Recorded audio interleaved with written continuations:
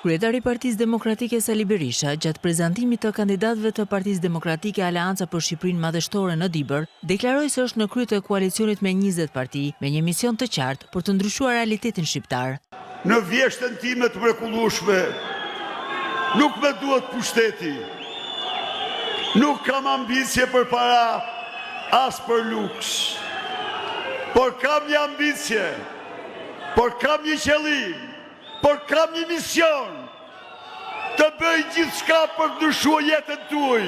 Ai u ndal tek programi 100 ditëve të para të qeverisjes, ku prezantoi disa nga pikat kyçe të platformës ekonomike. Qeveria e ardhshme brenda 100 ditëve do të kthej paraçt e vjedhura shqiptarëve. Partia Demokratike dhe koalicioni i ardhshëm qeveri zotohet para jush për kartën e konsumatorit, me të cilin rrogultit dhe pensionistët do marrin ushqimet 20% më lirë se të tjerët.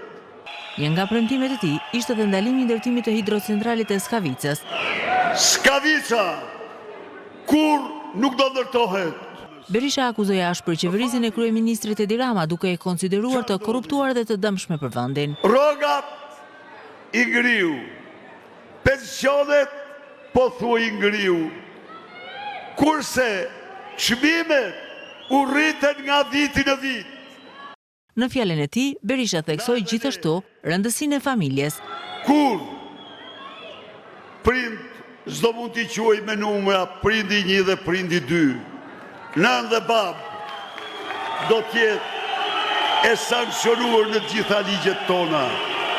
Berisha i quajti fyese deklaratat e kryeministrit Edi Rama nga Dibra për burrat, ndërsa tha ata janë si malet dhe mirë ai që i sulmon.